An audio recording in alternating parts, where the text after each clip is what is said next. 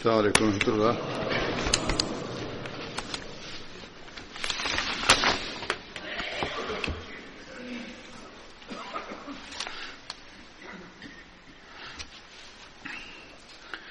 أشهد أن لا إله إلا الله. أشهد أن لا إله إلا الله وحده لا شريك له وأشهد أن محمدا عبده ورسوله. أما بعد فأعوذ بالله من الشيطان الرجيم. بسم الله الرحمن الرحيم. الحمد لله رب العالمين الرحمن الرحيم مالك يوم الدين. إياك نعبد وإياك نستعين. اهدنا الصراط المستقيم صراط الذين أنعمت عليهم غير المغضوب عليهم ولا الضالين. Bismillahirrahmanirrahim. Alifa mtukufu Ayyadahullah Ta'ala bin Asl Aziz anasema leo tena nitaeleza kuhusu maswahaba walioshiriki katika Badr. Na sahaba wa kwanza ni Amir bin Salama. Hazrat Amir bin Salama anaitwa Amr bin Salama pia, na alikuwa kutoka katika kabila la Bari.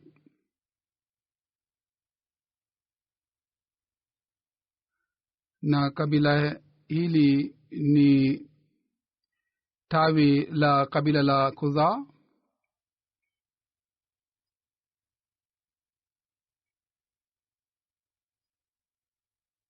Hazrat Amr alikuwa mwenzao wa Ansar.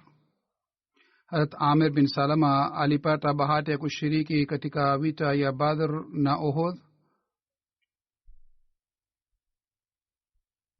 Na sahaba wa pili ni Abdullah bin Suraka.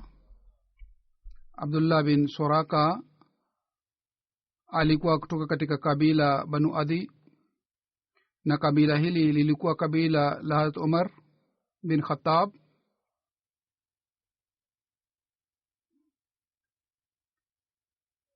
Na yeye alikuwa kutoka katika kabila la Hazrat Umar radhiyallahu ta'ala anhu. Vile vile familia yake ilikuwa kutoka katika kabila la Mtume Muhammad sallallahu alaihi wasallam.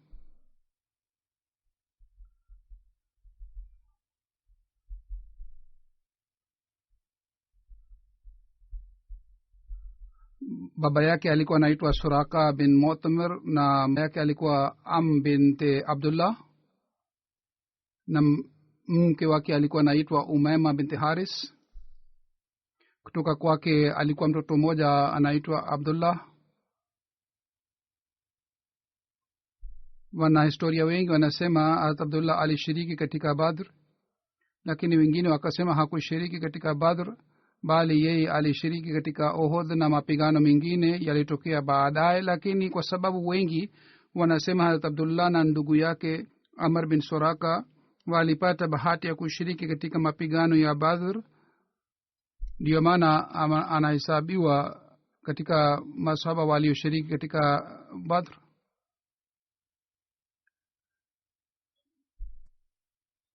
Abdullah bin Abubakar anasimulia kwamba Abdullah bin Suraka pamoja na ndugu yake alihama kutoka Maka na kuhamia Madina,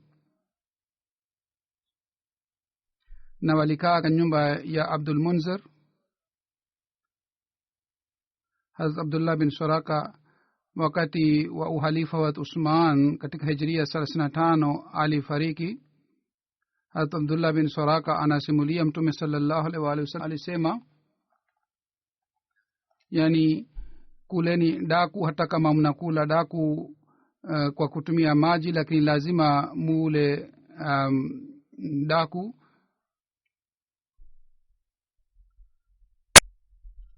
na sahaba watatu ni Hazrat Malik bin Abu Khali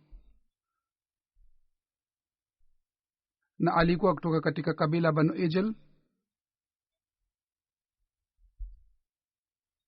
Abu Khali ilikuwa lakabu ya baba yake na jina lake lilikuwa Amr bin Zuhair. Hazrat Malik jina lake lingine ni Hilal pia. wakati Hazrat Umar alipohamia Madina pamoja na familia ya Hazrat Umar, Hazrat Malik na ndugu yake pia walikuwa pamoja na familia hii. wakati familia hii ilipohama kutoka Makka, Hazrat Malik pamoja na ndugu yake Khawli alishiriki katika Badr. na sawa na riwaya ingine imeelezwa kwamba Hazrat Khawli pamoja na ndugu yake Hilal yani Malik na Abdullah alishiriki, ni ndugu watatu walishiriki katika Badr. wakati wa uhalifa Hazrat Usman radhiyallahu ta'ala anhu, Malik bin Abi Khawli aliaga dunia, alifariki dunia.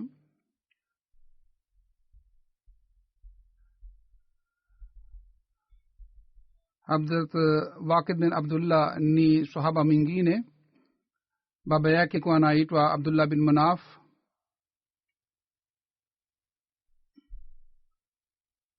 sawa na riwaya moja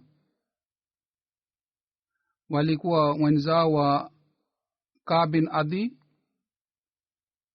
kwa sababu ya mahubiri ya Hazrat Abu Bakar radhiallahu ta'ala anhu, watu waliosilimu miongoni mwa watu hawa alikuwa Hazrat Waqid bin Abdullah pia. Hazrat Waqid bin Abdullah kabla ya kupatikana Dar-e Arkam aliwahi kusilimu. kuhusu Dar-e Arkam nimeshawahi kueleza kwamba Dar-e Arkam ilikuwa nini, lakini nataka kueleza tena kwa fupi kwamba Mtume sallallahu alaihi wasallam alipopata wazo hili kwamba katika Makka tunatakiwa tuwe na makao makuu ambapo Waislamu wanaweza kujumuika na wanaweza kuswali na wanaweza kufanya shughuli zao bila kuwa na kizuizi chochote pale.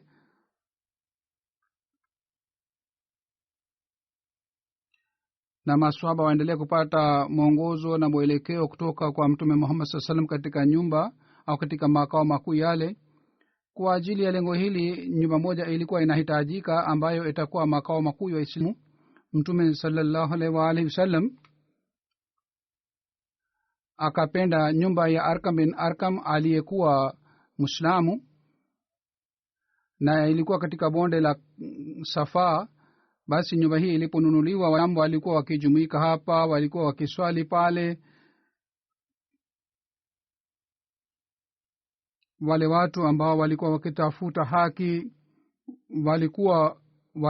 walimjia Mtume sallallahu alaihi wasallam, na Mtume sallallahu alaihi wasallam nyumba hii alikuwa akiwahubiri. Kwa hiyo nyumba hii ni maarufu sana katika historia, na vile vile nyumba hili inaitwa kwa jina la Darul Islam pia pamoja na Dar-e Arkam. Mtume sallallahu alaihi wasallam takriban miaka 3 aliendelea kufanya shughuli zake katika nyumba hii Dar-e Arkam. Katika mwaka 4 wa unabii wake alifanya nyumba hii kuwa makao makuu, na mpaka mwaka 7 wa unabii wake aliendelea kufanya shughuli hapa. Muarikhin wanasema kwamba mtu mwisho ambaye alisilimu katika nyumba hii alikuwa Hazrat Umar radhiallahu ta'ala anhu, na kwa sababu ya kusilimu kwake Waislamu walipata nguvu, na kwa sababu ya kusilimu kwake Waislamu wakaanza kufanya mahubiri hadharani. Hazrat Umar alipohamia Madina kutoka Makka, wakati ule pamoja na familia ya Umar, Hazrat Waqid pia alikuwa pamoja na familia hii. Hazrat Waqid wakati alipohama kutoka Makka alikaa kwa Hazrat Rufa bin Abdul Munzir.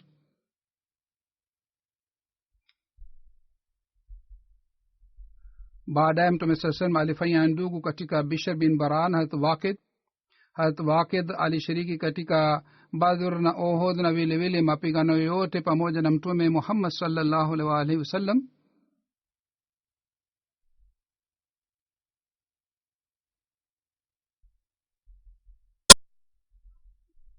wakati mtume sala salam alipotuma watu kadhaa chini ya uongozi wa abdullah bin jahad katika kundi hili hazrat wakid pia alikuwepo na mkafiri moja aliuawa na hazrat wakid na alikuwa mtu wa kwanza katika washirikina aliyeuawa na hazrat wakid bin abdullah.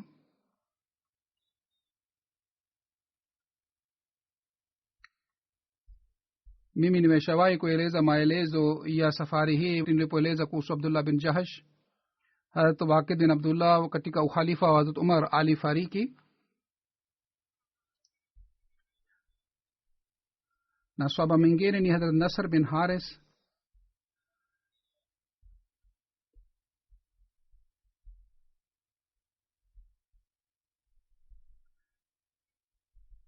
jina lake lingine ni numair bin haris pia alikuwa kutoka katika kabila la aus na lakabu yake ilikuwa haris. mama yake alikuwa anaitwa sauda na baba yake alikuwa anaitwa haris. hazrat nasr bin haris alipata bahati ya kushiriki katika badr. baba yake hazrat haris radhiyallahu ta'ala anhu pia alikuwa bahati ya kuwa sahaba mtume sallallahu alaihi wasallam. hazrat nasr aliuawa katika njia ya mungu katika mapigano ya kadisia.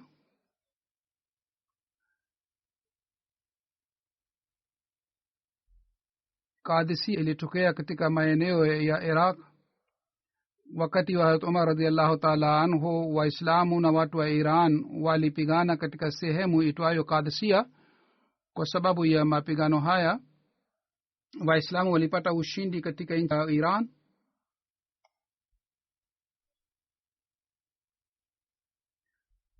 sahaba mwingine ni hazrat malik bin amr.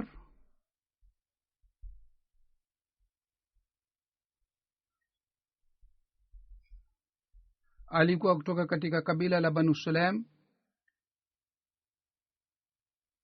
baba yake alikuwa naitwa amr bin sumer.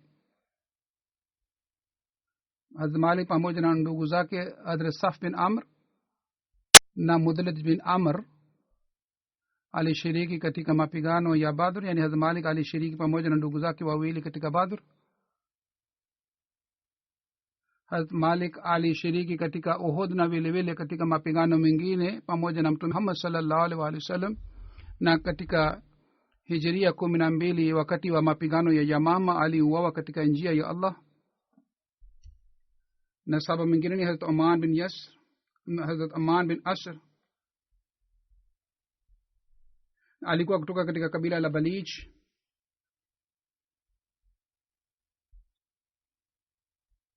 alikuwa anaitwa lakid bin asr pia vile vile alikuwa anaitwa kwa jina la numan bin balij. hazrat uman bin asr katika badr na uhud na vile vile mapigano yote katika mapigano yote alishiriki pamoja na mtume saa salam. aliuawa katika mapigano ya yamama na wengine wanasema hazrat uman alikuwa yule mtu ambaye baada ya kifo cha mtume muhammad sallallahu alaihi wasallam aliuawa na tureha.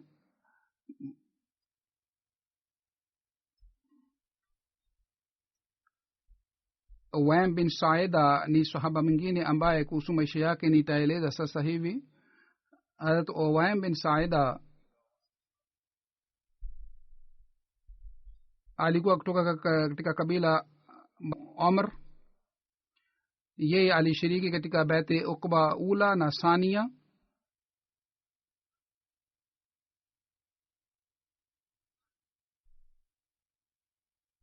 katika sirat khataman nabiyin elezwa kwamba kabla ya bai'at uqba ula maansar kadhaa walisilimu na waliosilimu walikuwa watu 6 na katika riwaya nyingine waliosilimu walikuwa 8 na miongoni wa hawa waliosilimu bin saida pia alikuwepo. sawa na tabqatul kubra wakati mtume sallallahu alaihi wasallam alipohama kutoka makka mtume saa salam alifanya ndugu katika wayam bin saada na harat umar radiallahu taala anhu. harat abdullah bin zubair anasimulia alimsikia mtume salallahu alaihi wasallam akisema kwamba wayam bin saida ni mtumishi wa mwenyezi mungu na yeye ni mtu wa peponi.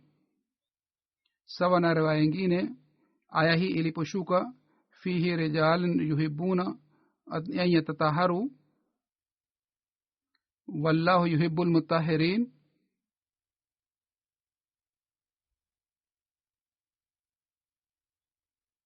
aya hii iliposhuka mtume sallallahu alaihi wasallam akasema wayam bin saada ni mtu mzuri ambaye ni miongoni wa hawa watu ambao wameelezwa katika aya hii.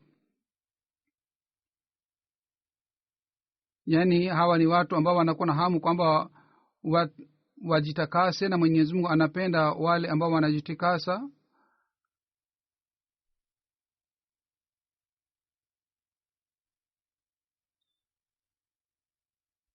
harat wayam bin saida katika badar ohod na vile vile katika mapigano yote alipata bahati ya kushiriki pamoja na mtume muhammad sallallahu alaihi wasallam.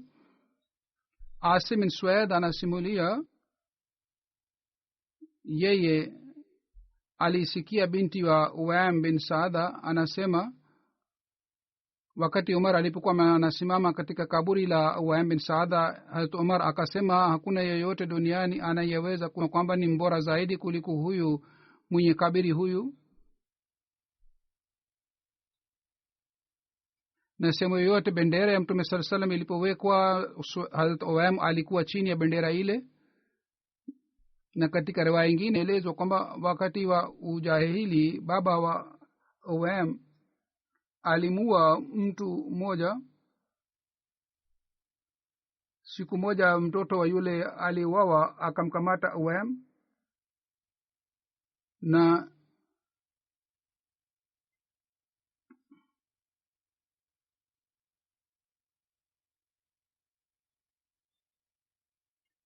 tukio hili lilipotokea baadaye mtume sallallahu alaihi wasallam walihamia madina. haris bin suad na mujazar hawa wote yani watoto wa wale wote walisilimu na walishiriki katika badr na hawa walikuwa watoto wa wale ambao moja aliuawa na moja alimua. haris bin suad alikuwa akitafuta nafasi ili aweze kumua mujazar. alimua baba yake na yeye akupata nafasi katika ohod. wakati makeshi waliposhambulia waislamu mara ya tena haris bin suaid yeye akamshambulia mujazar na akakata kichwa chake na akaamua. vile vile inaelezwa kwamba haris alimua hazrat kais pia.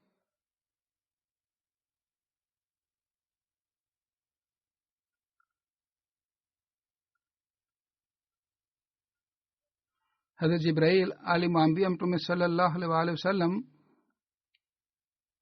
kwa haris alimua mujazzar kwa kumdanganya na jibrail akamwambia mtume sallallahu alaihi wasallam kwamba umue haris kwa kisasi cha mujazzar.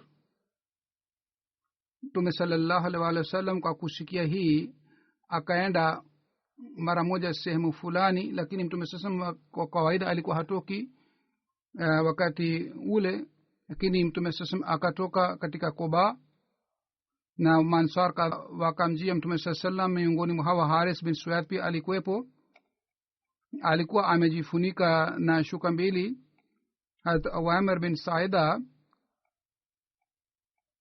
sawa na amri ya mtume Muhammad sallallahu alaihi wasallam akamkamata Haris bin Suaid na akamua.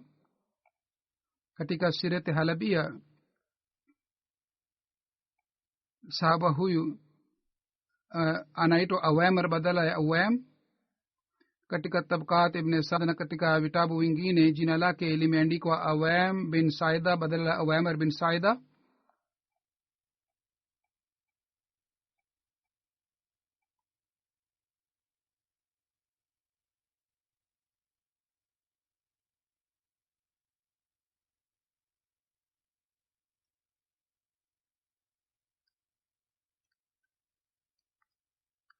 katika riwaya moja imeelezwa kwamba Hazrat Usman alipewa amri ya kumuua yule mtu.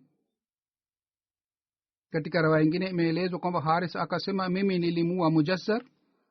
Mimi sikumuua kwa sababu hii kwamba mimi nimeretadi katika Islam au mimi ninashaka kuhusu ukweli wa Islam, bali mimi nimemuua kwa sababu shetani alinichochea. Sasa mimi natubu mbele ya Mwenyezi Mungu na Mtume Muhammad sallallahu alaihi wasallam, na mimi ndipo tayari kutoa diyat, na mimi nitafunga saumu miezi miwili. vile vile nitamwacha mtumwa mmoja uhuru, lakini Mtume sallallahu alaihi wasallam hakukubali ombi lake. Kwa hivyo yeye aliuawa.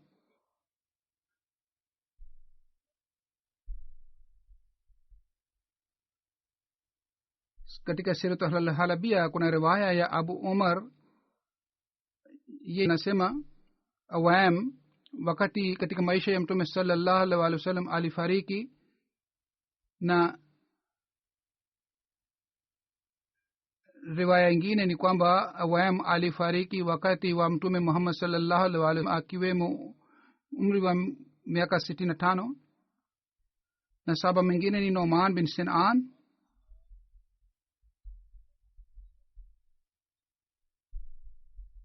alikuwa kutoka katika Banu Nu'man. Ibn Hisham ameandika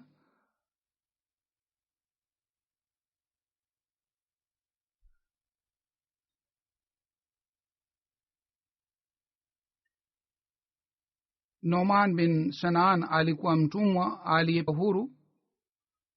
Nu'man bin Sinan alishiriki katika Badr na Uhud.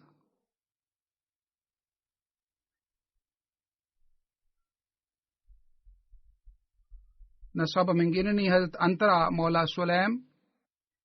Antara alikuwa mtumwa aliachwa, alipewa huru na Maula na Salem.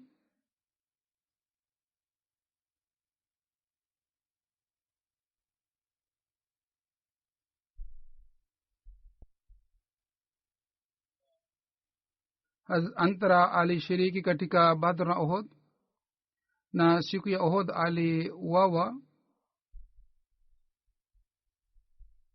na Naufal bin Muawiya ni mtu ambaye aliyemua. na katika riwaya nyingine imeelezwa kwamba Hazrat Antara alifariki katika mapigano ya Safin wakati wa Hazrat Ali. na sahaba mwingine ni Hazrat Nu'man bin Abd Amr.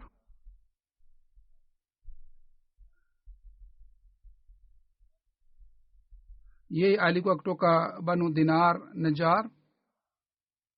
baba yake alikuwa Amr na mama yake alikuwa Sumaira bint Qais.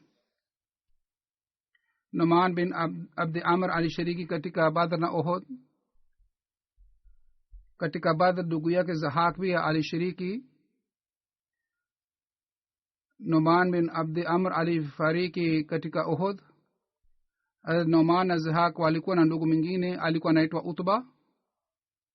yeye pia alikuwa sahaba wa Mtume Muhammad sallallahu alaihi wasallam.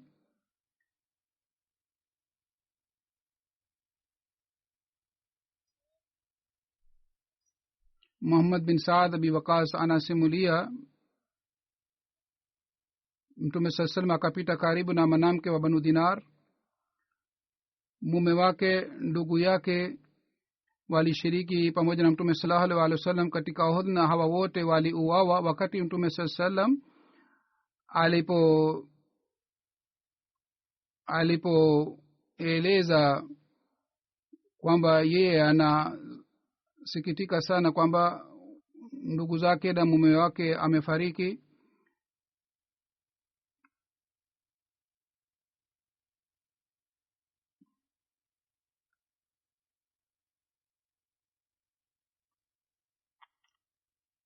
yule mwanamke alipomuona Mtume sallallahu alaihi wasallam kwamba mimi sina wasiwasi, ikiwa wewe upo hai basi mimi sijali kuhusu mume wangu au ndugu zangu. na katika riwaya nyingine imeelezwa kwamba mtoto wake pia aliuawa.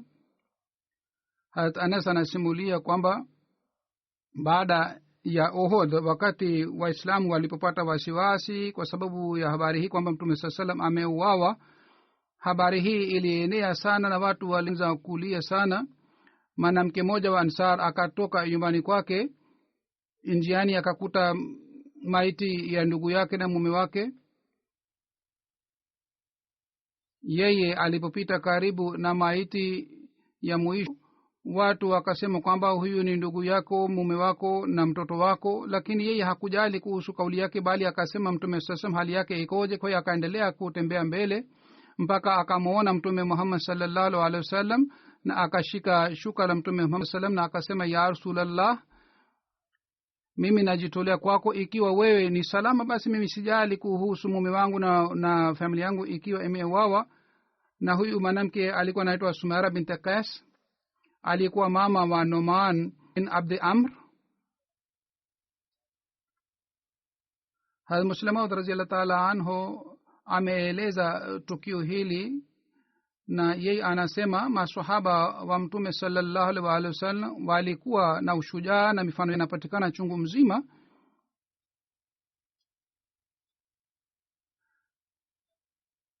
Katika dunia tunaweza kukuta mfano moja ya aina hii, lakini katika maswahaba ambao walikuwa maelfu kadhaa, mifano ya hii ilikuwa inapatikana chungu mzima. Kuna mfano moja ambao unahusika na mwanamke moja. Hazrat Muslim anasema, nimeshawahi kueleza mfano huu mara kadhaa, na mfano huu ni mzuri sana, na mfano huu ni wa aina hii inatakiwa uelezwe mara kwa mara ili watu waweze kukumbuka. Baadhi wakati matukio kadhaa yanatokea, yale matukio yanaelezwa mara kwa mara, na kila mara yanapoelezwa yanakuwa kama ni matukio mpya. Hivyo ndivyo ni tukio la huyu mwanamke ambaye alisikia habari hii katika Madina kwamba mtume sallallahu alaihi wasallam ameuawa wakati wa Uhud. Yeye pamoja na wanawake wengine wa Madina akatoka nje. Yeye alipomwona mtu mmoja anakuja kutoka Uhud, yeye akamuuliza kwamba mtume sallallahu alaihi wasallam hali yake ikoje. Yule mtu akasema, mume wako ameuawa. Yeye akasema, mimi nimekuuliza kuhusu mtume sallallahu alaihi wasallam, sikukuuliza kuhusu mume wangu na unaniambia kuhusu mume wangu. Yule mtu akasema kwamba hata baba yako pia ameuawa. Yule mwanamke akasema, mimi nakuuliza kuhusu mtume sallallahu alaihi wasallam na unaniambia kuhusu baba yangu, mimi sikukuuliza kuhusu baba. Yule mtu akasema kwamba ndugu zako wawili pia wameuawa. Yule mwanamke akasema, wewe hunijibu swali langu, mimi nakuuliza kuhusu mtume Muhammad sallallahu alaihi wasallam, siulizi kuhusu jamaa zangu. Mimi nakuuliza kuhusu hali ya mtume Muhammad sallallahu alaihi wasallam. Yule sahaba kwa sababu alikuwa na imani kwamba mtume sallallahu alaihi wasallam yuko salama, kwa hiyo yule mwanamke alikuwa anamuuliza kuhusu usalama wa mtume Muhammad sallallahu alaihi wasallam. Yule mwanamke alikuwa anampenda mtume Muhammad sallallahu alaihi wasallam zaidi kuliko jamaa zake, ndio maana akamuuliza, uniambie kuhusu hali ya mtume sallallahu alaihi wasallam. Basi yule mwanamke alipomuuliza mara kadhaa, yule mtu akasema mtume sallallahu alaihi wasallam salama. Na yule mwanamke kwa kusikia hii akasema, ikiwa mtume sallallahu alaihi wasallam yupo salama, mimi sijali nani anauawa. Muslim Maud anasema kwamba ni dhahiri kwamba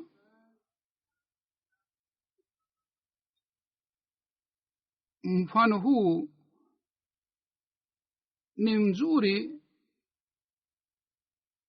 mfano huu ni mzuri sana. Ikiwa kuna riwaya nyingine inayoelezwa dhidi ya riwaya hii, riwaya ile haina thamani.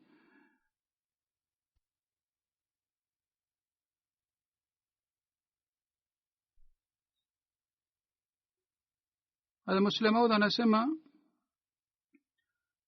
Muslim Maud anaeleza tukio la mwanamke mwingine ambaye alikuwa analia moyo wake, lakini sahabi ya huyu alikuwa hana hali ya aina hii kwamba alikuwa analia moyoni na alikuwa haelezi. Huyu sahaba wa mtume sasa, huyu mwanamke alikuwa na furaha hata moyoni mwake pia. Alikuwa si sawa na yule mwanamke alikuwa na moyoni, lakini kwa kidhahiri alikuwa anaonyesha furaha. Mtume sallallahu alaihi wasallam Hazrat Muslim Maud alikuwa anaeleza tukio la mwanamke mwingine ambaye habari yake ilielezwa katika magazeti kwamba alikuwa na huzuni, lakini alikuwa hataki kueleza. Lakini huyu sahaba mwanamke alikuwa hana huzuni wala alikuwa hana wasiwasi, na hakuna mfano wa aina hii unaweza kuelezwa. Sasa angalieni, ikiwa isingesemwa kwamba wa minhum man qadha min ghairi ya waislamu na maswahaba, ni kina nani ambao maneno haya yanaweza kusemwa?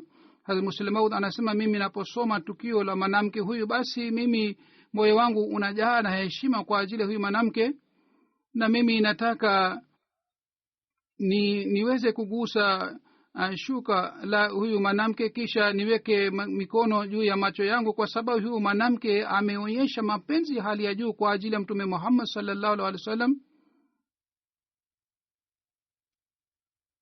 kisha sehemu nyingine Musleh Maud radhiallahu ta'ala anhu ameeleza hivi tukio hili kwamba angalieni huyu mwanamke alikuwa anampenda mtume sallallahu alaihi wasallam kiasi gani. Watu walikuwa wanamwambia kwamba mume wako ndugu yako na watoto wako wameuawa, lakini kila mara akasema niambieni mtume sallallahu alaihi wasallam hali yake ikoje. Huyu alikuwa mwanamke alikuwa anampenda mtume Muhammad sallallahu alaihi wasallam kupita kiasi.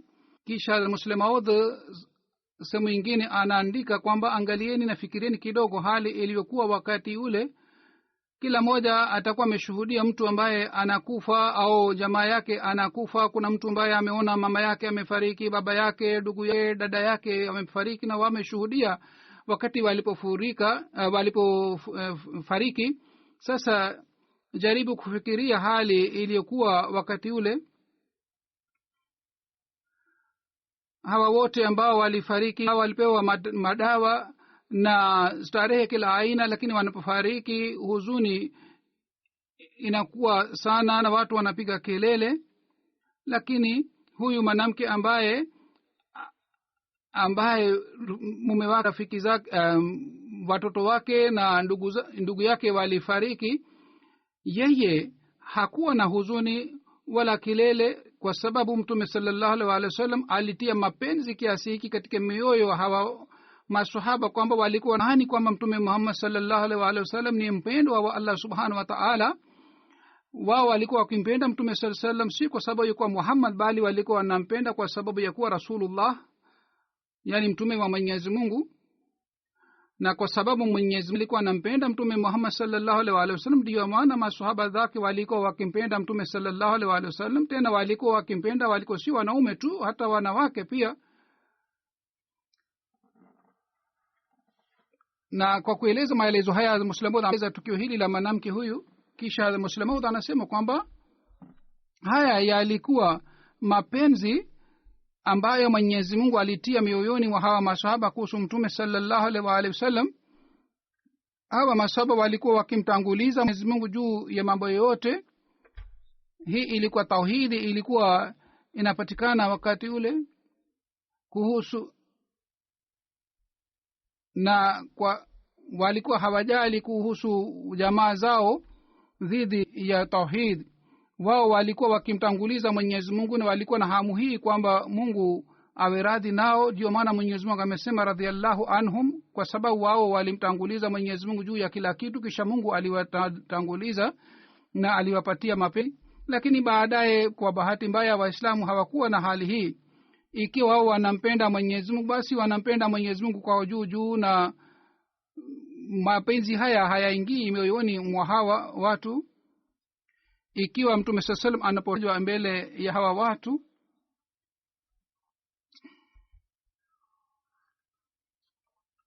wao wanakuwa na mapenzi. Mashia na wasuni wanapata imani sana wakati hali ya mtume sallallahu alaihi wasallam na ahali zake inapoelezwa, lakini Mungu anapotajwa mbele hawa watu hawaonyeshi mapenzi aina yoyote. Hii ndio ni hali ya Waislamu wa siku hizi. Ila hali neema hii ya Islam na umoja tulipatikana kwa kumpitia mtume Muhammad sallallahu alaihi wasallam, na Mungu alitupatia neema hii. Kwa hiyo kwa kusikia jina la Mwenyezi Mungu pia tunatakiwa tujisikie mapenzi moyoni mwetu, kwa sababu tunaweza kupata umoja wa Mungu kwa mapenzi ya Mwenyezi Mungu. Bila mapenzi yake hatuwezi kupata umoja wa Mungu. Hii ndiyo ni mafunzo tunatakiwa tuwe nayo. Mwenyezi Mungu atujalie tuwe na mapenzi ya Mwenyezi Mungu na mtume wake, na tuweze kuelewa vizuri mapenzi haya na maana yake ni nini. Hazur anasema sasa mimi nitaeleza kuhusu watu kadhaa waliofariki na nitasalisha jeneza yao.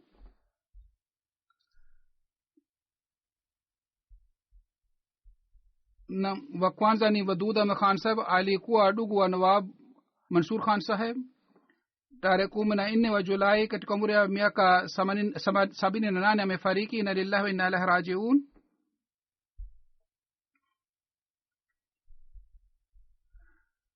41 katika dian alifariki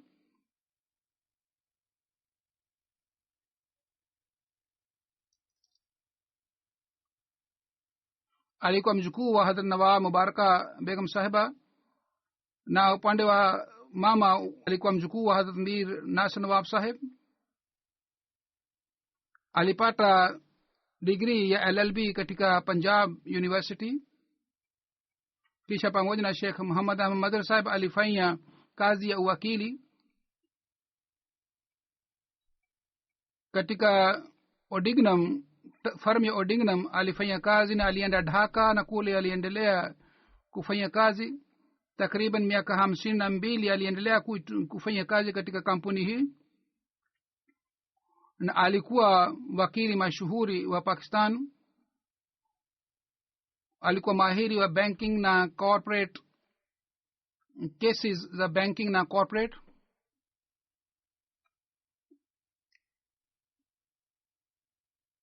alikuwa akipata offer ya kuwa director katika kampuni mbalimbali lakini yeye alikuwa akisema kwamba kwa sababu lawama chungu mzima yanaletwa dhidi ya viongozi kwa hiyo jambo hili linaweza kuwa fedheha kwa ajili ya jumuiya kwa hiyo mimi sitaki kukubali offer yenu ya kuwa director ameacha mke na mtoto mmoja wa kiume na binti moja na mtoto wake pia ni wakili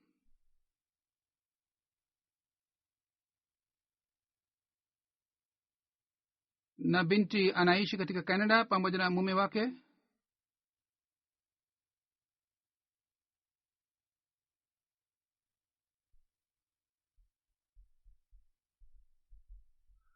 na mume wa binti yake ni kutoka katika familia ya Mirza Mubarak Ahmad Saheb wadud khan saheb 1996 aliteuliwa amiri wa Karachi Fazil Umar Foundation Nasr Foundation Tahir Foundation alikuwa director ya idara hizi zote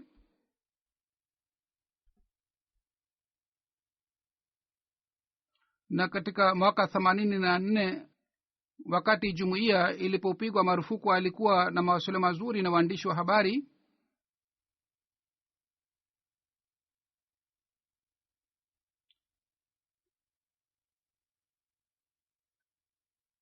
mke alikuwa kutoka katika familia Hazrat Mir Ishaq Saheb anasema marehemu alikuwa na mwenye tabia nzuri sana na mwenye huruma sana kila mtu ambaye alikutana naye yeye alikuwa kwamba mimi na nimekutana naye lakini naona kwamba nilikuwa nakutana naye kwa muda mrefu sana kisha anasema kwamba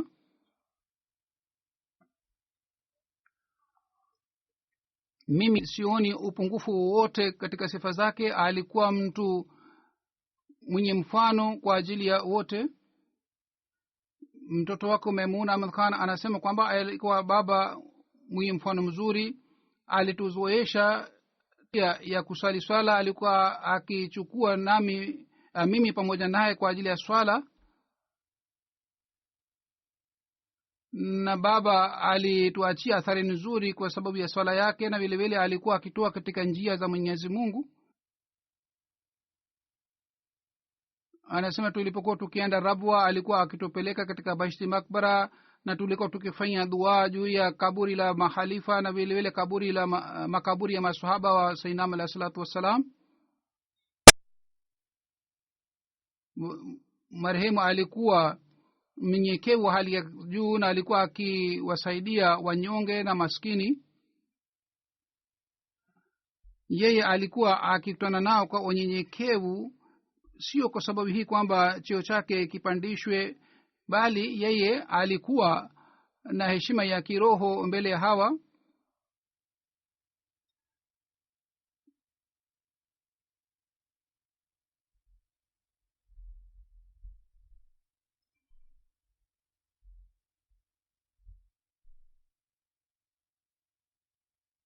marehemu alifanya kazi kubwa sana kwa ajili ya wanajumuiya waliofungwa gerezani kwa sababu kuwa wanajumuiya.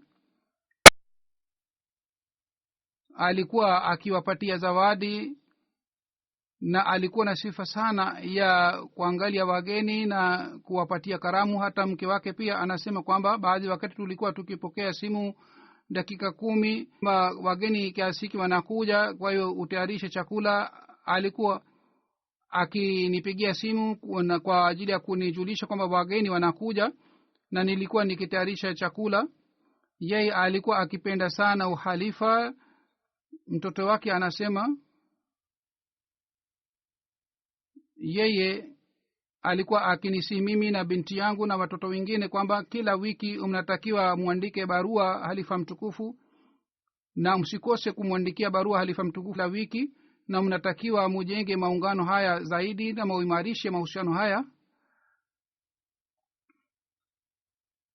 Miaka 2 iliyopita iligunduliwa kwamba ana cancer na alipata tibabu na alipona, na yeye aliniambia kwamba yeye amepona na ameanza kufanya kazi ofisini na nimeanza kuitumikia majukumu yangu. Lakini siku kadhaa iliyopita mara tena hali yake ikaharibika na inaona kwamba alipata mshtuko wa moyo na kwa sababu hii akafariki. Wakati alipokuwa anapewa matibabu ya maradhi ya kansa, madaktari walikuwa wanamtibu wanasema kwamba sisi tumepata athari nzuri sana kutoka kwa huyu mtu kwa sababu huyu ni mtu mwenye subira sana, na ya pili ni kwamba yeye ni mtaalamu wa hali ya juu. Mtoto wake anasema tulipokuwa tukienda hospitalini madaktari walikuwa wakisimama kwa kumuona marehemu. Watu ambao si wanajumuiya wao pia walikuja kwa ajili ya rambirambi, na kijana mmoja ambaye si mwanajumuiya yeye akaniambia kwamba marehemu ameniachia athari nzuri sana kwa kupitia mfano wake mzuri. Kisha mke wake anasema marehemu alikuwa na sifa hii moja maalum kwamba alikuwa akitoa michango bila kukosa. Alikuwa akipata mapato mazuri, alikuwa mtu mtajiri, na mimi sikumuuliza anapata mapato kiasi gani. Nilipokuwa nikiangalia orodha ya michango, kuona orodha ya michango, nilikuwa nikijua kwamba marehemu anapata mapato kiasi gani. Nilikuwa simulizi anapata mapato kiasi gani. Alikuwa akisema kwamba mpunguze matumizi ya nyumbani na muongeze michango yenu. Hata mke wake anasema baadhi wakati nilikuwa nikihisi kwamba yeye anachuma fedha kwa ajili kutoa katika njia ya jumuiya. Alikuwa hapendi malalamiko ya watu. Hata mimi mwenyewe ni shahidi kwamba alikuwa hapendi malalamiko ya watu, na alikuwa akisema kwamba watu wasiwe na tabia ya kuleta malalamiko. Mke wake anasema alikuwa hapendi watu wazungumze dhidi ya watu wengine mbele yake. Alikuwa akisihi kwamba msimtegemee mtu duniani, mufanye kazi zote kwa juhudi yenu ili baadaye msema malalamiko. Major Bashir Tarak Sahib amesema siku moja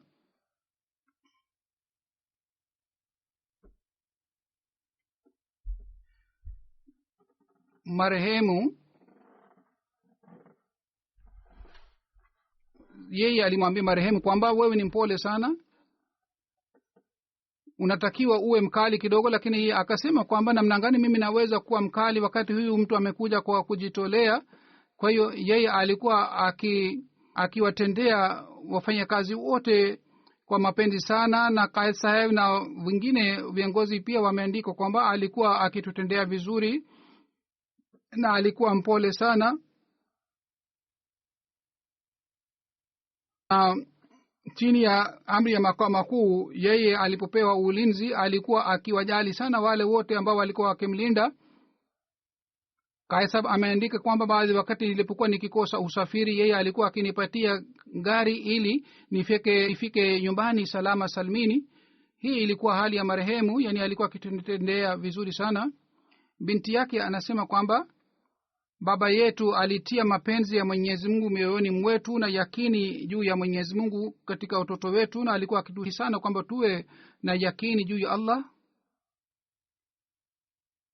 Yeye alikuwa akisikiliza hutuba zote za jalsa salana hata kama alikuwa mgonjwa, na alikuwa akinisihi mimi pia nisikilize hutuba zote. Wakati ilikuwa jalsa ya Germany, binti yake anasema kwamba marehemu akasema kwamba mimi nasikiliza hutuba za jalsa salana na wewe pia usikilize hutuba zote za jalsa salana moja kwa moja. Alikuwa akiheshimu sana mwezi wa Ramadhan. Alikuwa hapangi safari katika mwezi wa Ramadhan ili asiweze kukosa saumu, ili asifanye kinyume na heshima ya Ramadhan. Huzur anasema kwamba kuna mafunzo kwa ajili ya watu ambao wanatafuta udhuru mbalimbali na wanasafiri na hawafungi. Sayyid Hussein Ahmad Sahib ambaye aliwahi kuwa mbashiri katika Karachi na vile vile ni kazani ya marehemu, anasema nilipokuwa mbashiri kule mji wa Karachi,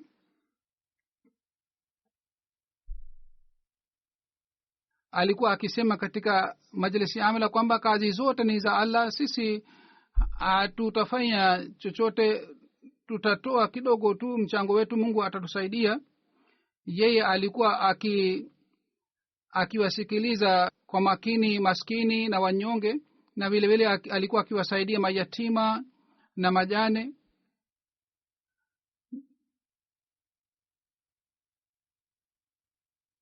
Kuna mwanamke mmoja wa Karachi aitwaye Mariam Sahiba, yeye anasema marehemu alikuwa kama ni baba mpole kwa ajili ya jumuiya nzima ya Karachi. Alikuwa akishiriki katika huzuni za watu. Alikuwa mtu mwenye ufahamu na hekima sana. Siku moja mtu mmoja aliandika jina lake kama ni Nawab Wadud Ahmad Khan, lakini yeye akakata jina sehemu ya Nawab na akabakisha Wadud Ahmad pekee. Mtu mmoja wa Karachi mwingine anasema kwamba yeye aliongoza vizuri wanajumuiya wote wa Karachi, na yeye alikuwa mwenye heshima sana na alikuwa mwenye utulivu na mwenye subira sana na mnyenyekevu sana, na unyenyekevu ulikuwa sifa yake. Awe mtu mkubwa au mdogo, awe mtaalamu au wa kawaida, yeye alikuwa akiheshimu hawa wote na alikuwa akisikia matatizo yao kwa makini sana, alikuwa akiwasaidia. Alikuwa akikutana na watu kwa kusimama katika kiti chake. Alikuwa akitumikia jumuiya na alikuwa akikaa ofisini kwa kila siku hata kuchelewa, na alikuwa akitekeleza wajibu wake. Kutoka katika ofisi yake alikuwa akija katika ofisi ya jumuiya, na kule alikuwa akikaa mpaka saa 4 usiku. Yeye alikuwa akiwahimiza wanafunzi wapate elimu ya juu, na alikuwa akiwaongoza viongozi wengine wa idara mbalimbali katika shughuli zao. Sadr Saruk sana anaandika kwa ajili ya elimu na tarbiyat na malezi ya jumuiya alikuwa akifikiria sana. Mimi nilienda kutembelea mji wa Karachi na ilikuwa refresher course yao. Marehemu akanijia na akasema, umekuja hapa Karachi kwa ajili ya refresher course, mimi nataka kuambia kwamba leo wakati wa alfajiri maansar walikuwa 3, ingawa maansar wengi wanaishi karibu na misikiti na wengi wana magari yao, lakini kwa bahati mbaya kwa ajili ya swala. Na kisha akasema kwamba viongozi wote wamekuja hapa, kwa hiyo uwakumbushe kwamba kwanza hawa walete mabadiliko mazuri ndani yao na wazingatie ibada, kisha waweze kufanya malezi ya watoto wao na vizazi vyao. Anasema wakati alipokuwa anasema alikuwa na hali ya aina fulani, yani alikuwa anasema kwa huzuni sana maneno haya. Kisha mwanamke mmoja mwingine ameandika kama sisi tulikuwa tunaenda Qadian na tulikuwa na fedha ya Kiindia, na sisi tulifikiria tunaruhusa kwenda kuchukua fedha ya Kiindia. Baadaye tukaambiwa kwamba haturuhusi. kila mmoja akapewa fomu kwa ajili ya kujaza. Ofisa mmoja wa ubalozi akasema kwamba hamruhusiwi, lakini kwa sababu muleta, kwa hiyo mnaweza kuchukua. Lakini Amir Saheb hakukubali pendekezo lake, na wakati ule marehemu alikuwa na 25,000 na yeye akajaza form na akaandika kwamba ana fedha kiasi hiki. Ofisa akasema kwamba usiandike kwamba una 1,000 kiasi hiki, unao fedha kiasi hiki. Lakini yeye hakusema uongo, bali aliandika kwamba ana 25-30. kwa hivyo yeye akadhihirisha fedha yote alikuwa anayo, na baadaye alipewa fedha hii.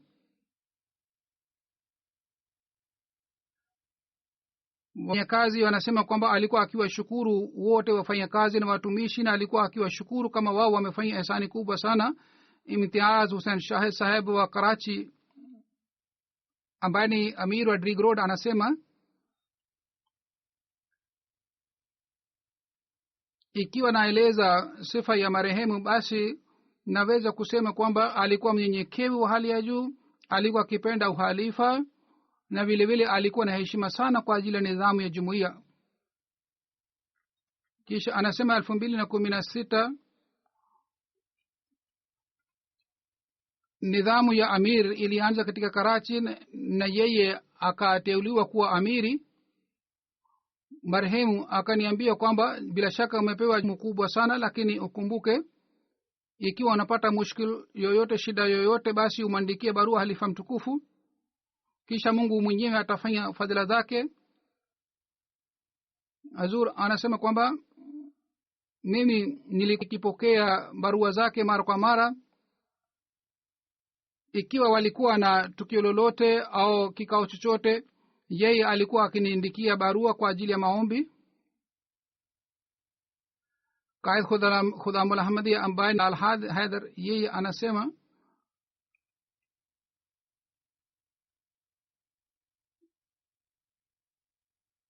marehemu alikuwa akipenda sana sura Al-Mu'minun. Alikuwa akisema kwamba usomaji wake ufanywe katika hafla za jumuiya, na kisha alikuwa akisema kwamba musome sura hii kwa makini.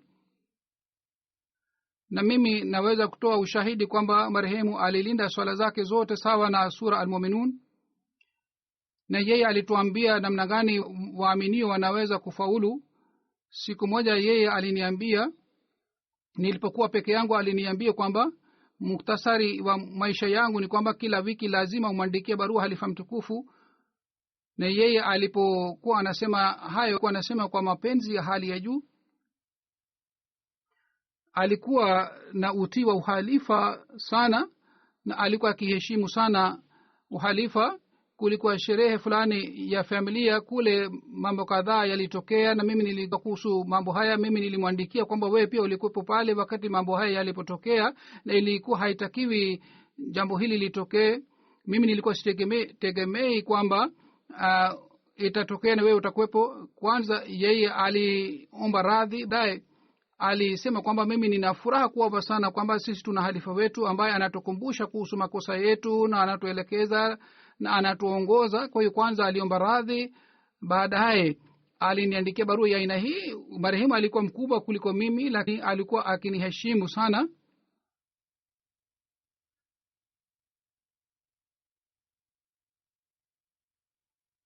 Wakati kabla ya kuchaguliwa kwangu halifa, alikuwa akiniheshimu, na mimi nilipoteuliwa kuwa nadhiri ala wakati ule pia alikuwa akiniheshimu sana. Na wakati mimi nilipochaguliwa kuwa halifa, basi heshima yake ilizidi sana. Alikuwa akiniheshimu sana. Mungu amghofiria marehemu, na Mungu apandishe madaraja yake. Mungu awajalie watoto wake wapya wawe kuendeleza mema yake, waweze kufuata sifa zake. Jeneza ya pili ni ya Khalifa Abdul Aziz Sahib ambaye ni naibu amir wa Canada. Tarehe 9 ya Julai, kwa sababu ya mshtuko wa moyo katika umri wa miaka 84 amefariki. Inna lillahi wa inna ilaihi rajiun. Alikuwa kutoka katika Jammu Kashmir. Baba yake Khalifa Abdurrahim, babu Khalifa Nuruddin Sahib, na babu upande wa mama, hawa wote walikuwa maswahaba wa sayyidina alayhi salatu wasalam. babu yake alipata bahati ya kutafuta kaburi la Hazrat Isa alayhi salatu wasalam. alikuwa waanzilishi wa Canada, yani wanajumuiya waliotangulia kwenda kule.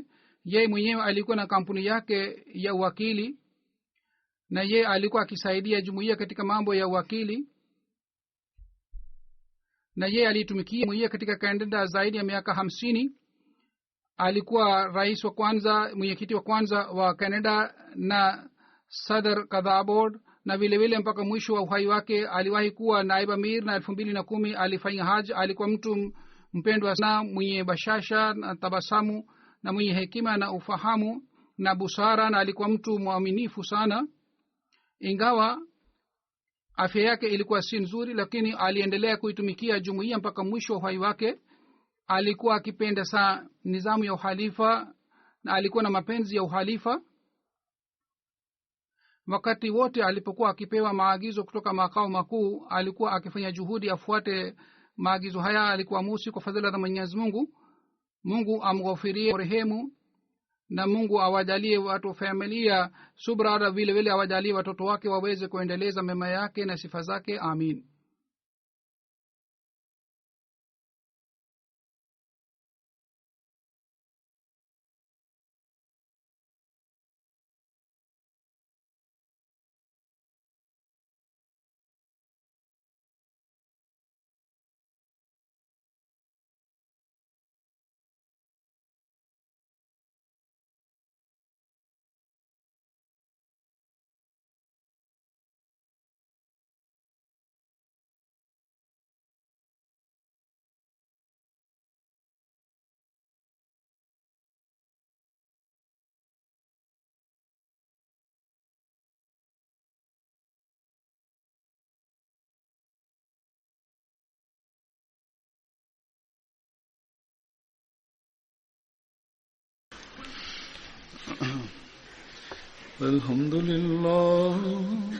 الحمد لله نحمده ونستعينه ونستغفره ونؤمن به ونتوكل عليه ونعوذ بالله من شرور أنفسنا ومن سيئات أعمالنا. من يهده الله فلا مضل له ومن يضلل فلا هادي له. ونشهد أن لا إله إلا الله ونشهد أن محمدا عبده ورسوله.